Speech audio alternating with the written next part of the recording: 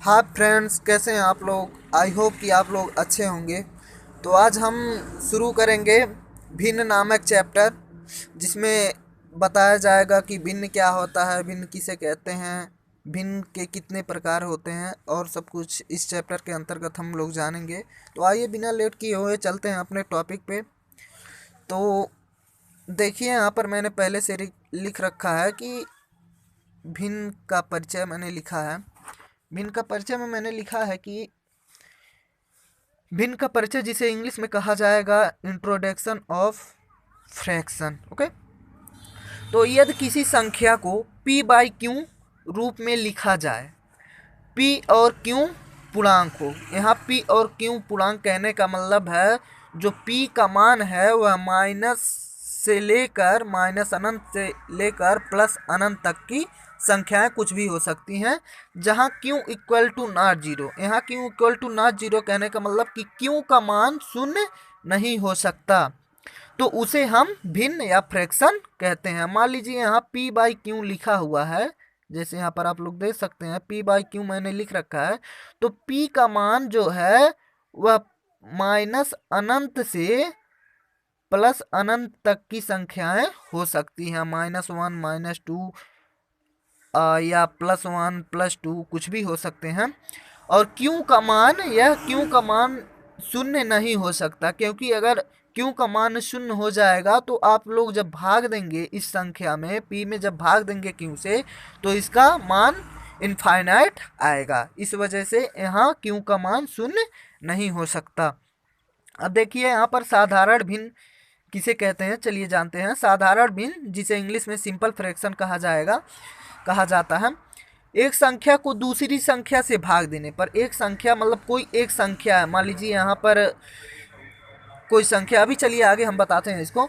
एक संख्या को दूसरी संख्या से भाग देने पर प्राप्त राशि हमारा कहलाता है साधारण भिन्न या सिंपल फ्रैक्शन कहा जाता है। इसमें जो भाज्य है उसको एक रेखा के ऊपर और भाजक को उसी रेखा के नीचे लिखा जाता है। ऊपर की संख्या अर्थात जो रेखा के ऊपर लिखा जाता है उसे भाज्य को अंश, और जो रेखा के नीचे लिखा जाता है उस संख्या को हम कहते हैं भाजक। भाजक संख्या को कहते हैं हर।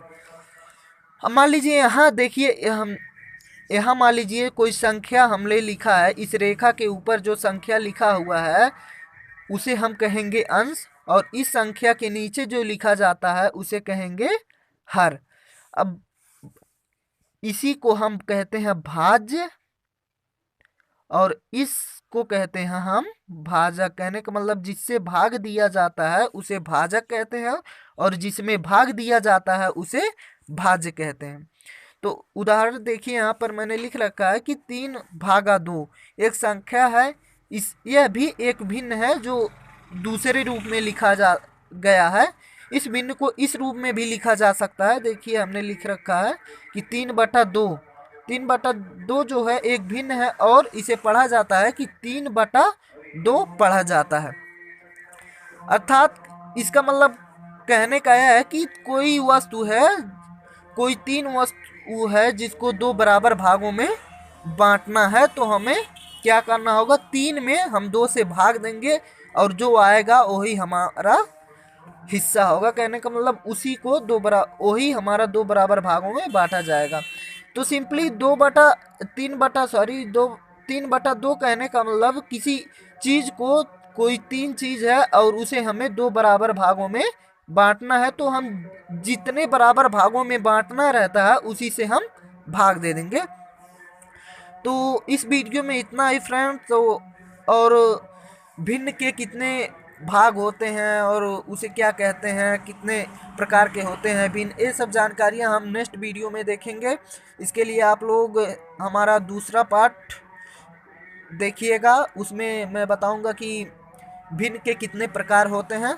ओके, तो मिलते हैं नेक्स्ट वीडियो में, तब तक के लिए बाय।